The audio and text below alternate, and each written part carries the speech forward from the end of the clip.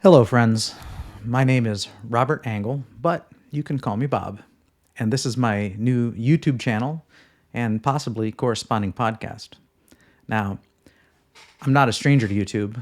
I have a separate vlog channel that I used to play with when my kids were young, but due to health issues that my wife and myself had, we stopped uploading probably back around 2017.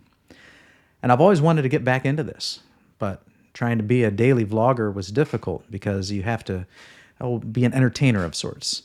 And you record yourself all day long and then you sift through the footage trying to make a captivating video, and it's extremely time consuming. So I knew that if I was going to do this again, I would want to do some sort of niche content or perhaps some educational content. I had entertained the idea of a low carb or ketogenic channel before because I've had some success with this in the past. But as I got older, I wasn't getting the results that I used to. And so this sapped my motivation to do so. But then I tried something at the time that sounded absolutely crazy, but it worked. And as a bonus, I reversed several of my chronic, incurable autoimmune conditions as well. And that's why I'm here staring at this camera and talking to you about my carnivore diet. This is something that I've been doing for almost an entire year now. And talk about results. Carnivore has been a major game changer in my life and a huge eye-opener into human nutrition. Now, not everything has been all rosy for me. I've had some blood work that shocked me and scared me pretty bad. I almost went off the diet because some of my labs were the opposite of what usually happens to most others in the carnivore community. But overall, this dietary choice has worked wonders for me to the point where it seems almost miraculous. Now, while I am a devout religious person and willing to entertain the idea of miracles, really the carnivore diet is not a miracle. It's rooted in science. And more people need to know why this is truly a healthy way of eating and why it works so well. There's so many overweight and obese individuals out there, as well as those who suffer from chronic disease and autoimmune conditions. And the reality is, the power is in their hands to greatly improve their condition, and in many cases, maybe even fix it completely. Learning about this diet and coming to know what I now know has improved my life tremendously. Like many of you watching or listening to this, I spent most of my life as your average yo-yo dieter. I was always a heavy child, and by the time I reached junior high school, I was quite the fat little kid. In hindsight, I know now that part of this was because I grew up in the 80s when low-fat and fat-free everything was the trend. As a result, we would be fed cereal for breakfast, usually that sugary, sweet, colorful kind that's targeted and marketed towards children. And my mom would pack my school lunch with peanut butter and jellies, oatmeal cream pies, fruit roll-ups, chocolate chip granola bars, and other sugary sweets that were supposed to be good for you. In the 80s, nobody was really paying attention to this stuff. And as you can probably guess, I got to be a pretty big boy. And my peers at school, they made fun of me and called me names. And of course, nobody likes that. So during my 8th grade year, I decided to try and do something about it. One of the first things I did was quit drinking regular soda. I was a major popaholic, often drinking a 2-liter or even a 12-pack of Coca-Cola Classic every day. And so I switched to Diet Coke, which, believe me, was absolutely awful at first. But I kept at it and eventually acquired a taste for it. When I made just that one change, I was able to take off a lot of weight. And my peers noticed, and that felt really good. And so this tipped me off to the reality that the culprit here, the bad guy in my battle against the bulge, was sugar, candy, and junk food. So throughout high school, I made an effort of eating what I considered to be healthy foods low in sugar. However, I still ate bread, usually going for wheat instead of white because we were under the impression that wheat bread was a whole grain bread and was good for us. And we all believed that. That was the common dietary advice back then.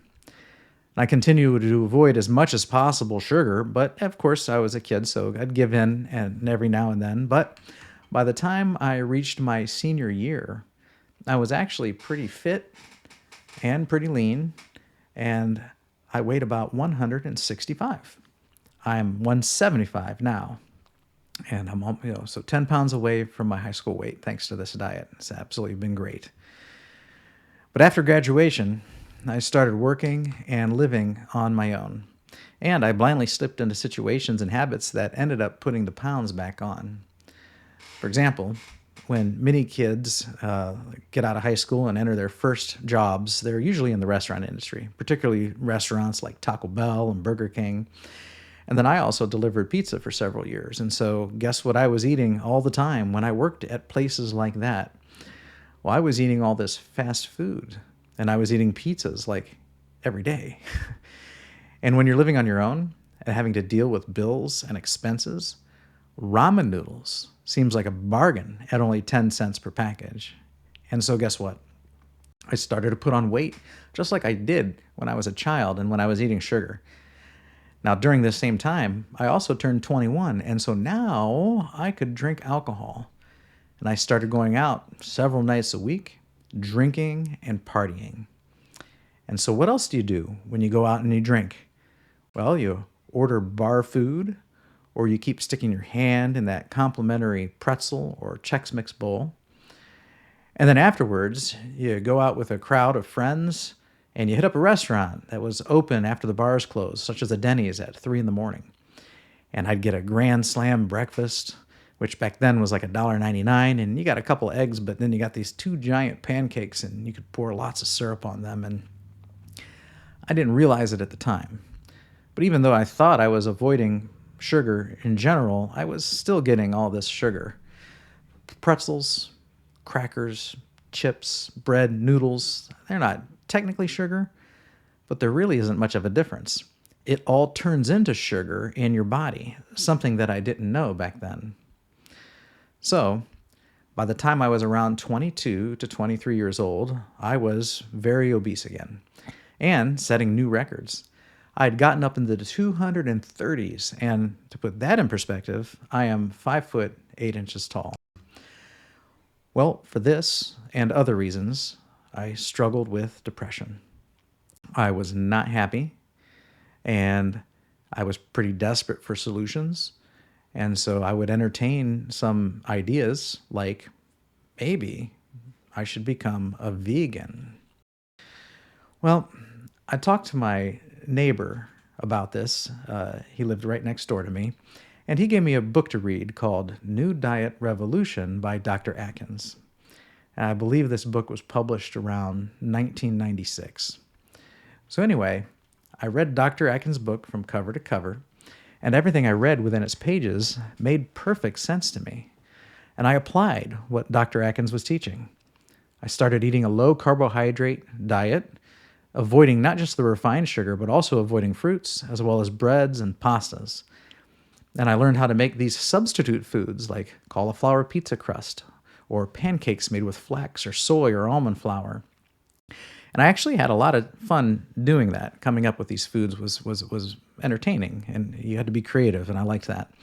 And not only that, I was able to go from that 230 pounds back down to my high school weight of 165. It was amazing. But of course, it didn't last. You know, when you get down to your goal weight, you start slipping, and you want to reward yourself, and your old habits that you had, why, they come back. And next thing you know, you're gaining weight. And so you go back on the diet and try and take some back off. And then you go off and you gain some back on. And this cycle kind of repeats. And now I, too, am an adult and a yo-yo dieter, just like everyone else. Well, sometime in the early 2000s, low-carbohydrate diets became trendy. The cost of salads suddenly doubled, and all these wonderful keto products began to appear in the store. keto bars, keto cakes, keto pies, keto breads, keto tortillas, keto candy. And not so coincidentally, around the same time, like keto stops working for a lot of people. And we'll get into why that is at another time. So over the years, I got discouraged and I kind of gave up trying. And the next thing you know, I'm in my 40s. And I've pretty much accepted that this is just the way it is. This is my body. There's nothing I can do. And that was until things started falling apart. Having entered my 40s, I felt like death was knocking on my door. I suddenly developed an onslaught of health conditions. I started getting these skin tags on my neck, and I would try and cut them off, and they would bleed incessantly. I had also developed chronic headaches and found out that the reason for those chronic headaches was because I had now had hypertension. My blood pressure was very bad, and so I was given medication to try and bring that down to just somewhat safe levels. Now, I can't prove it, but I'm also convinced that I was pre-diabetic. I had all the symptoms of metabolic syndrome and insulin resistance. And then I also had this issue where I would fall asleep behind the wheel on my way home from work, like almost daily. I would leave work and I'd make it maybe 2/3 of the way and I'd hear the rumble strips and they'd wake me up and I'd have to pull over and kill the truck and take a 30-minute nap and then wake up and I could make it the rest of the way home. I have no idea what that was, but it was pretty scary. And in fact, one time I fell asleep and did get in a fender bender, and that was, of course, my fault. Now, I also had chronic knee pain because I work as a tile setter on my knees, and I was 230 pounds, so that was a lot of weight on my knees all day long. And in the 2010s, probably 2010, 2011, 2012, right around in there, I was diagnosed with ulcerative colitis. And so I had to take drugs so that I would not have to run to the bathroom like 25 times a day. And when I say 25 times a day, that's no joke. It was terrible. My gums would bleed when I brushed, and then they even would bleed at random. My triglycerides were in the 700s, and in 2020, I found out that I had stage 4 chronic kidney disease. So I knew that I needed some sort of intervention. I needed to do something now, and I had to pray that it wasn't too late. So I decided I should probably go back to basics and get back on the ketogenic diet. I lost a little bit of weight when I did, but my results were slow and discouraging. But this was not a meat-based keto. Rather, it was a processed food, plant-based keto. I would have sugar-free Smucker's jelly with all natural, no sugar added peanut butter on low-carb tortillas or so-called keto bread, and then as well as lots of broccoli, and then salads every day, and quite frankly, none of this was cutting it. I was having major digestion issues, and quite frankly, I was gassing everybody out. Then I would read the ingredients of these so-called keto breads and keto tortillas and look at their voodoo net carb calculations. And I'd start to think that this is some sort of trickery. And I became very skeptical. And when you would see things like resistant wheat starch, but we had learned that, starches and grains were things you should avoid. Well, how does this work? I wasn't buying it anymore. So I figured I better get the Atkins book back out and have myself a refresher. And around that time, I also started getting on YouTube and searching for videos about ketogenic diets and looking for recipes, because when you're on keto, you have this mindset that you need these fancy recipes, especially when you're trying to get your family to be on board with you, or at least tolerate the stuff that you're cooking. Well, I eventually, as I searched YouTube for keto information, I came across this doctor named Ken Berry. Now, he's a big proponent of keto, and his videos reinforced what I was already suspecting. He teaches a very clean keto, which is basically all the meat you can eat, as well as some low-carb veggies, and he says not to buy into any of that net carb baloney. He basically says stay under 20 carbs a day if you want to lose weight. And for maintenance, you could have maybe up to 100. And this rang a bell. I remembered that Atkins had pretty much wrote the same thing in his book. And it was all coming back to me. But Dr. Berry also spoke about seed oils and how you should avoid those. And this was something very new to me. I was consuming seed oils all the time, particularly through the mayonnaise that I'd make for my egg salad and tuna salad and the ranch dressing that I was pouring all over my salads. And now I'm told that this is stuff that you should stay away from. So his message was simple. No seed oils, no sugar, no grains, just meat, some cheese, a little low-carb veg, a few berries, and a few nuts, and that's that. That's all natural, and that makes a lot of sense. I had known most of this, and should have known better, but I was blinded by big food manufacturers that were putting out all these so-called keto products, and so I didn't have to come up with all these nifty things anymore on my own. I could just go to the store and get them. And I was buying into this net carb baloney. So I cut all of that out. And guess what? I started to feel great. And the weight started to come off with ease. Well, then some videos started popping up in my feed talking about this carnivore diet, where you can cut out all veggies and only eat meat. And I thought to myself, what the heck? This sounds absolutely crazy. Cutting out vegetables sounded crazy to me because we're all raised to believe that you got to eat your fruits and vegetables.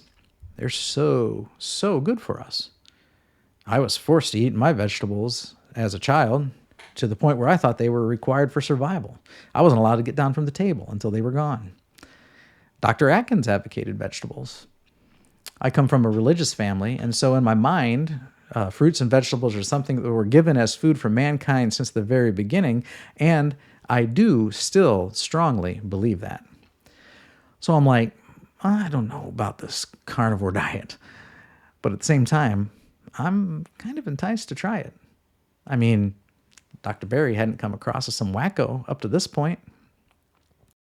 So I'm tempted to give this carnivore diet a try, but at the same time, I'm like, man, I can never give up my vegetables. And I'm sure a lot of us thought the same thing too. But you know what finally motivated me to give this carnivore diet a try? On May 12th, 2023, I had an accident. I was doing some work in my backyard and I broke my ankle. And so I had to call an ambulance to retrieve me from under a tree and take me to the hospital. Now, I had never, ever had a broken bone before that I'm aware of. And so while sitting in the hospital, I'm thinking to myself, well, this really stinks. I was doing so good. I was gone from like 225 down to 205, and now I broke my ankle, and this was going to throw a major wrench in all my progress. How am I going to go on these hiking trails? How am I going to walk the dog? How am I going to get my exercise? Well, I was told I would probably be laid up and unable to walk for about 3 months. So I figured since I can't get any exercise, then let me try this carnivore diet. And so that's what I did. I actually had my first full-fledged carnivore meal right there in the hospital right after my surgery. This hospital actually had a pretty fantastic looking menu, so I ordered myself some eggs and some sausage and some bacon. May 12th, 2023, Carnivore Diet, day 1. And that was the day that everything changed. I started intermittent fasting and eating twice a day. I would wake up at 8 a.m.